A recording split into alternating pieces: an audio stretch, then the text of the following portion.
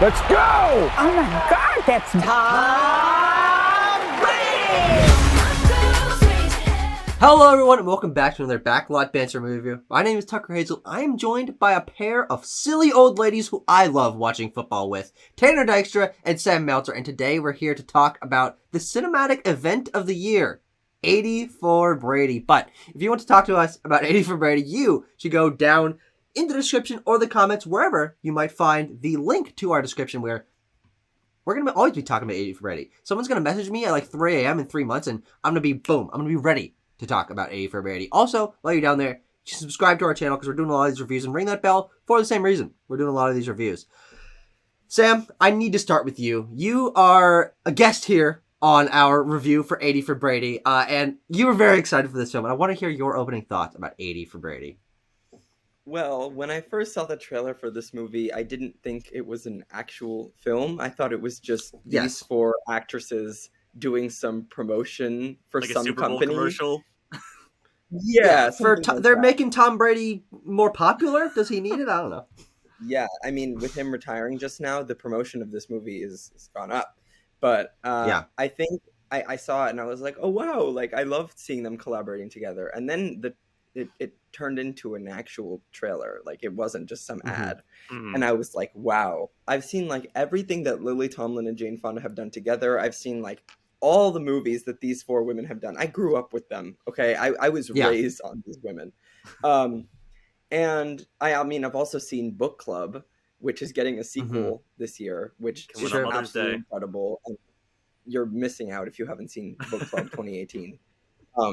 So yeah, everyone became very familiar with this movie. It kind of became a meme, but yeah, absolutely. I mean, I saw a CBS Sunday morning piece on the film, like 2 weeks ago, and I was very intrigued because this is actually based on a true story, and that to me makes it much more heartfelt. Yeah, I mean, mostly based on a true story. It makes inspired it by, I think, is the wording they use in the trailer. Inspired by a true story. Yeah.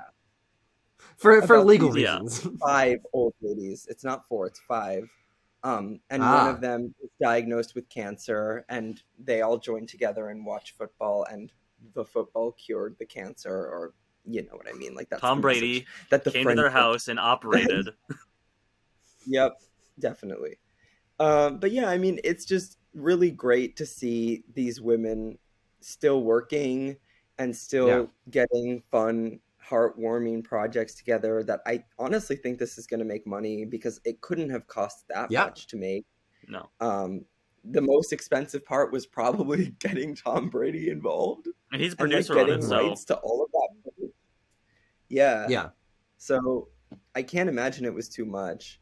I went to an early screening of this and it was a completely full theater. Half of it was gay men, half of it was old women, obviously. Perfect. No in between there. The target audience.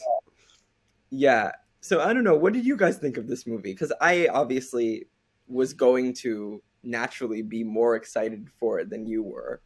But yeah, of course. You got the personal passion for it. Movie. Yeah.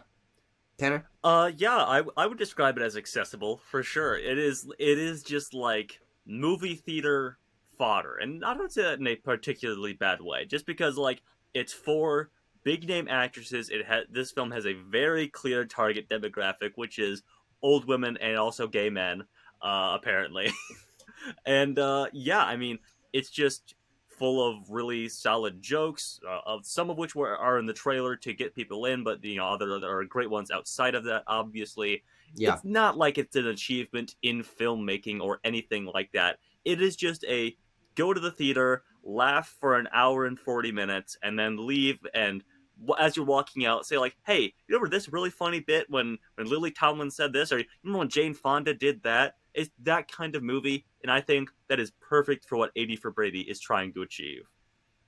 Yeah, and I think the reason why this movie surprised me in its quality and why I will be giving it a pretty high score as we reach our end is because I thought that this movie was better made than I expected it to be. This could have easily just been like a bit. They had the funny idea of let's get these four women together and like Super Bowl, but no, I mean like this was a full budget production, and they had the NFL experience that they were going to, and there was tons of extras and the set design and the cinematography. Like, it didn't feel cheap, and it easily could have, because it does feel like a joke. Like you said, this movie has a premise that is silly, but they lean into that. They recognize that it's funny, and I love when this movie is going completely to the wall. It's a comedy, and they're delivering jokes, and they're doing some light slapstick humor, and it's leaning into like the ridiculous love for football, and Tom Brady's fucking pop figure is talking to Lily Tomlin. Like, these are really creative, funny, self-referential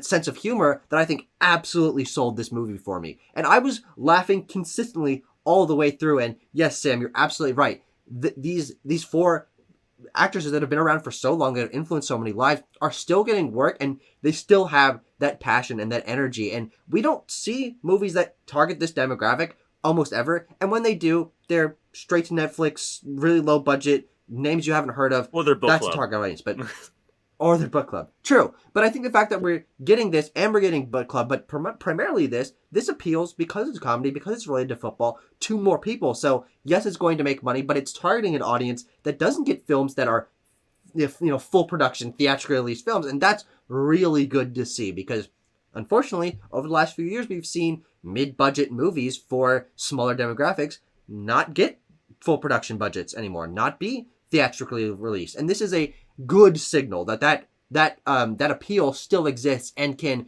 coexist alongside the next Ant-Man movie and the latest movie from M. Night Shyamalan. We saw this all within the same week as Knock at the Cabin, and what a weird double feature, huh? But I really think that it's so fun this movie exists and is as good as it is. I think it's so much fun.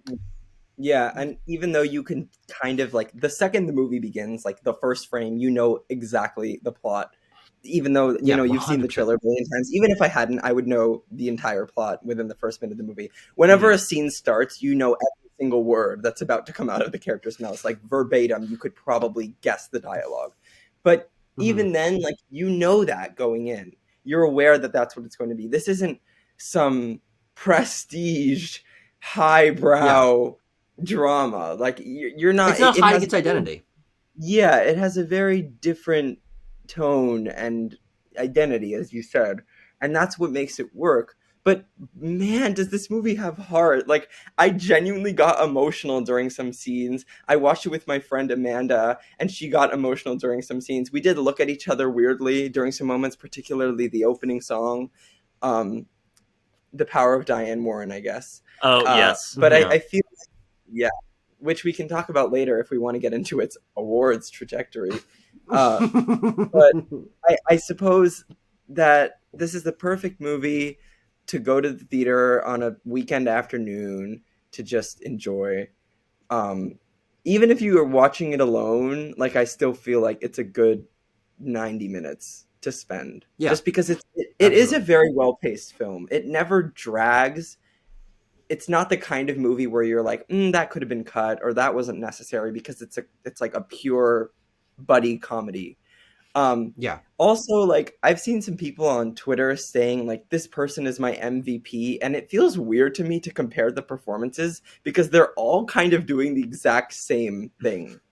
Yeah, sure. It's weird to me, and I want to get into specifics here a second, because, like, so the characters, we have Lily Tomlin, who is diagnosed with cancer, or she was, and then she's in remission, but she's afraid to answer the phone calls from her doctor because she knows in her heart that, like, oh, it's bad news and they're going to tell me I'm going to die, but I want to have this one last good adventure with my friends.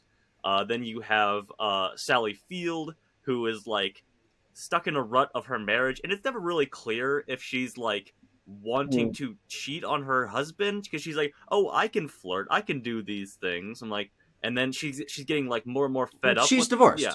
Oh, she is divorced. Yeah, that's what that whole joke at the beginning when Rita Moreno starts crying and all that. But yeah, that certainly is an interesting aspect of her character, like being an older woman who is constantly flirting or, like, has this inner conflict.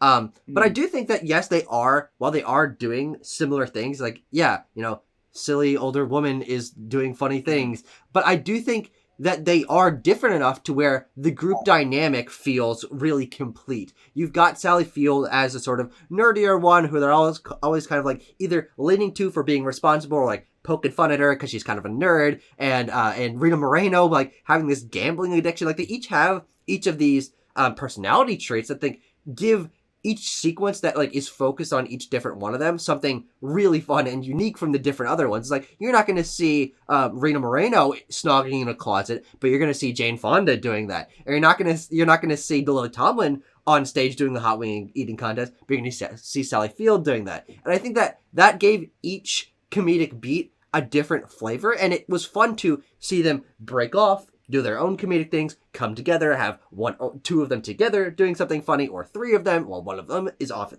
doing another thing, or all four of them together. It was really well balanced in terms of where each character is and how much we see of each of them. And I thought that was really fun and kept things fresh. Each sequence is not, okay, here's 15 minutes of this person's sequence where they're doing something funny. It's always intercutting between, they're spread out, two of them are over here, we're cutting in between. And I really liked how that was edited and paced. Yeah, I mean, I think they all do have very good chemistry, obviously. But I don't know. Yeah. I kind of would more align with Sam saying that they're all kind of doing the same thing. Because, Tucker, you're right that Sally Field is, like, the nerdy one who's, like, trying to break out of her shell a little bit. But Lily Tomlin, Jane Fonda, and Rita Moreno are kind of all samey to me. I mean, Lily Tomlin's, like, the main one. But, like, Rita Moreno and Jane Fonda are both, like, the firebrand sort of character. It's just that one characteristic is that she's horny, and the other one is not as horny, but probably still horny. So. Yeah, I mean, I don't know if you've seen the interviews on this movie, but Rita Moreno, like in all of them, talked about how horny she got whenever she was in the locker room with all of the football players. And I thought that was funny, but also like just the fact that Jane Fonda's character is a fan fiction author, and that has hundreds of wigs. Because every time I watched this trailer, I was like, what is her hair? Why does it look like that? It's so strange. I'm like, there has to be something about that in the movie, because there's no way that she would look like that normally. And then like you see a shot of her apartment, and there's just like four fucking shelves with wigs covered in different wigs. On their trip, Sally Field had to hold her suitcase with her in the car because Jane Fonda packed hundreds of wigs that she put in the trunk of the car. I mean, that was kind of iconic. Her hair in all of her movies coming up this year is very different hairstyles she has. Definitely unique, I would say. Yeah. No, I have a question for you, fellas. Okay. Tucker, do you have something to say? Go right ahead. No, I just like how each of their personality traits impacts each other. And yes, maybe they are doing the similar thing, but like you know each of their personalities, and when something that one of the other one does annoys them, they react accordingly, and that's funny. Or when they're having a little bit of a spat, that's also funny. Like I think that they are different enough to where, like the three of us, we have very similar personality traits. We're all into movies. We can get on the same level when it comes to talking about the things we're passionate about, but we all have our different personality traits. So it feels like a very genuine friend group in that way, where they're similar, but they also have enough differences to like get on each other's nerves. And I can relate to that because I have a group of friends where that's also true. Okay, now my question, because I'm going to talk about specifics here. God damn it! I want to talk about what everyone's favorite bit from the movie is. What we all agree that this is a very funny film. We were laughing throughout, but what bit got you the most? What bit sticks in your mind? I have a little bit of a negative. Uh-oh. I think that the Guy Fieri's head on other people's bodies bit wasn't as funny as they thought it was. Yeah, it was in the trailer. I saw that in the trailer so many times that it got annoying. Yeah, I'm Guy Fieri. But I think that Guy Fieri being in the movie was very funny when he was actually on screen and delivering lines. And he even said some line when he came out of the porta potty. He's like, I thought it'd be someone else. Oh, Betty, it's you. I was expecting someone else. Who was he expecting? There are some really funny lines like that, but I do think that everyone being Guy Fieri because she's high, that really did not hit for me. Yeah. A lot of the high humor was not great, to be honest. Here's the thing, because this film comes from the writers of Booksmart, and I think you can feel that. Okay. In that all these jokes are really funny, but also just the idea of let's have a drug fueled montage in our film. That'll get some bits out of this. where we do a little bit of something zany, where we maybe turn Beanie Feldstein and Caitlin Dever into Barbies, or put Guy Fieri's head on everyone. Mm-hmm. Sam, what do you have a True. favorite bit? I mean, I don't know. I just thought it was like kind of hilarious how these women, they were the tickets that they actually got were fake from Lily Tomlin because she didn't want to make them feel bad and she wanted to have this experience. That they danced their way into the Super Bowl, and With not Billy only Porter, that, yeah. but like the judges, like the security guard after they danced was like, "Wow, that was the most incredible Damn, thing ladies. I've ever seen." That in was my life." really good I dancing. loved that. Yeah, Yeah, that was great bit. When And they're how walking Billy away, Porter it just, cuts. It cuts danced back them to in. him, and he's like, "Did you thought that was really good, right?" And the random woman behind him's like, "Yeah." He's like, "Good lord." He just sells those lines. My favorite bit is another interaction. It's the interaction that Sally Field has when she learns what negging is, and it's another. We talked about how good these ladies are, but the side characters, the one-off side characters, are just as good. And she hits him with a look at you, Snaggletooth. You think you could eat corn through a fence? Yeah. And then she says something. She's like on the phone or talking to someone, and she talks about, I'm with this boy over here. He's like, I'm 36. I'm a man.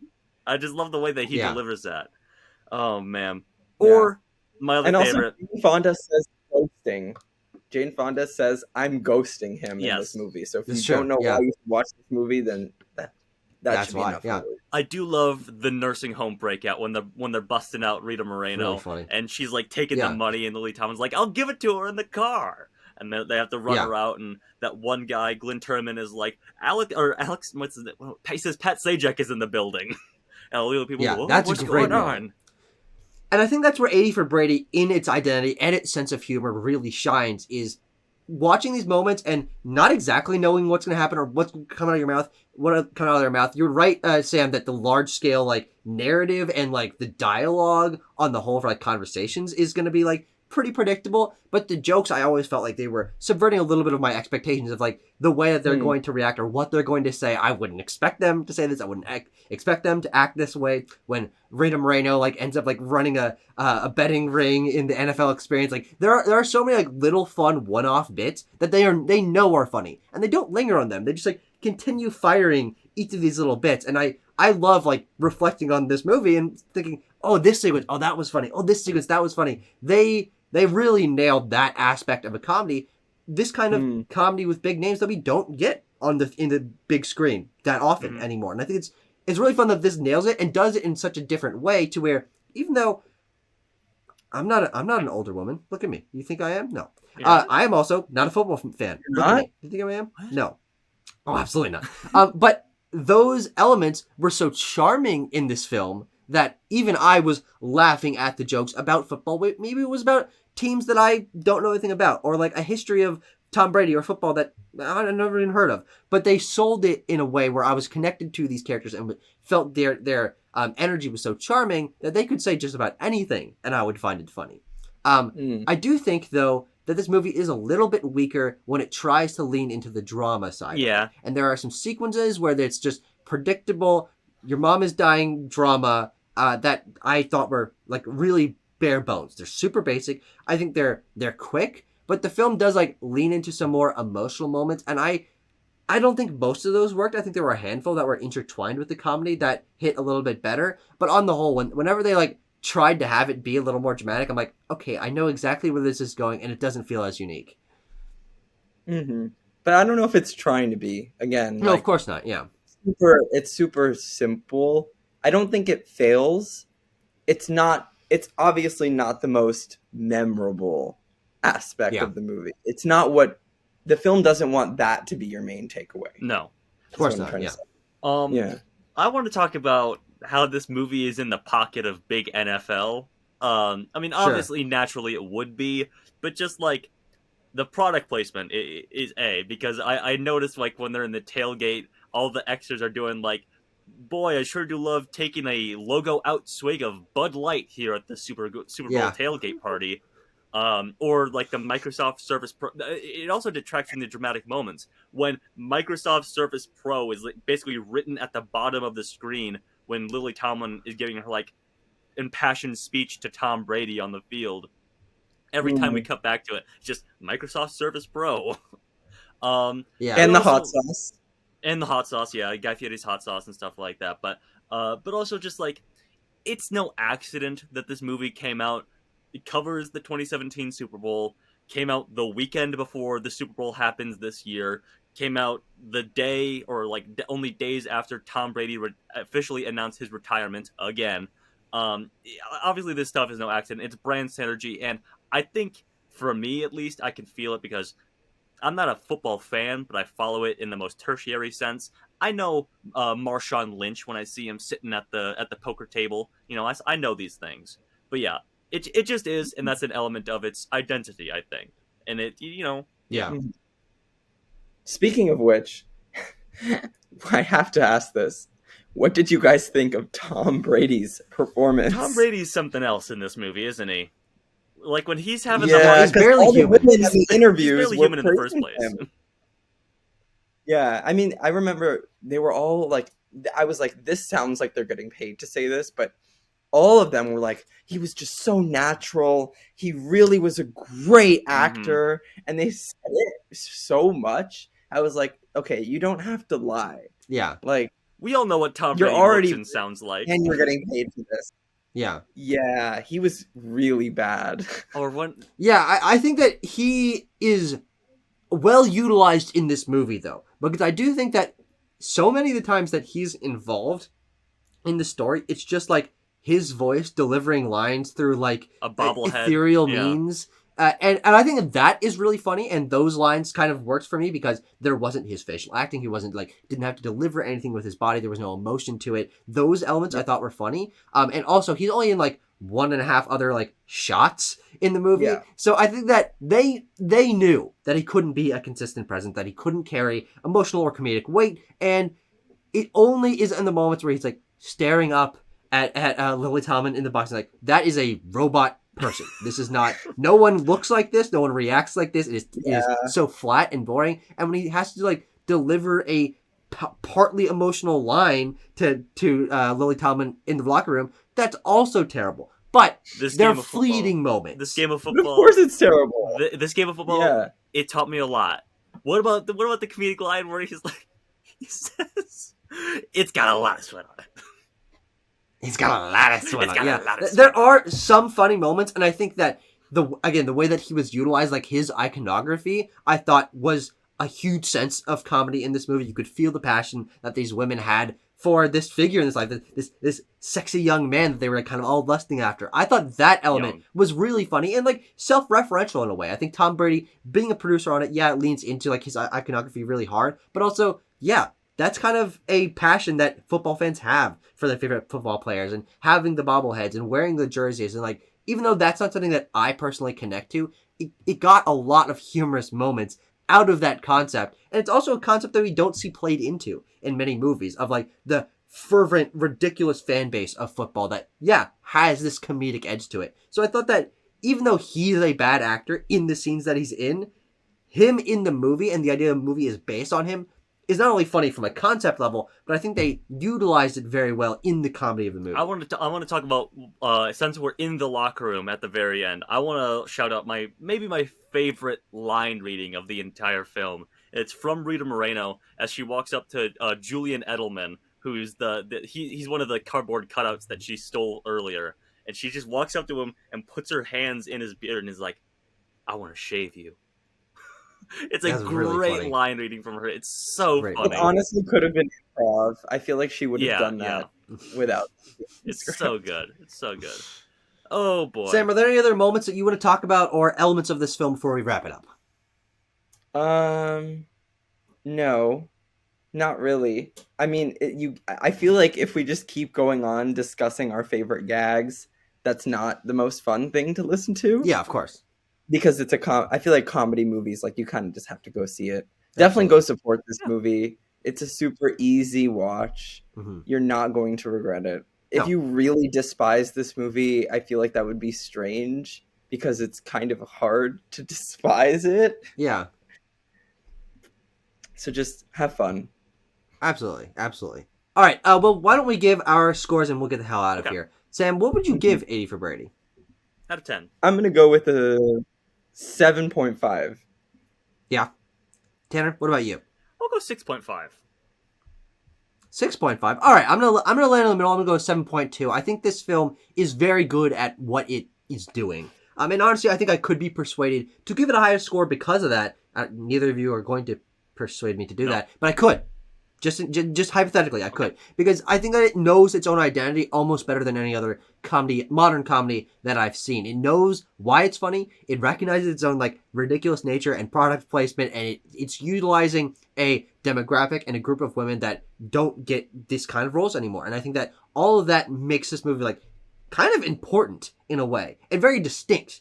So I really like this movie. I think it's going to stay up and maybe even crawl up my list over the course of the year, because I'm never going to think about this movie in a negative light. I'm never going to like look back and be like, all I'm going to do is remember, oh, that was funny. Oh, someone's going to remind me. I'm going to see a bit on Twitter when this eventually comes to VOD in like 2 weeks. I'm going to be like, oh man, oh, that was a great line reading. Oh, I remember that scene. That's exactly what this movie is going to act as. So like, I honestly feel that we're all probably going to rise on it over time as it like becomes a piece of like weird 2023 film history. And it's like, oh man, that movie was actually, it had no right being as good as it was. Yeah. It's Tom Brady. Maybe that's how I should intro the video. Yeah.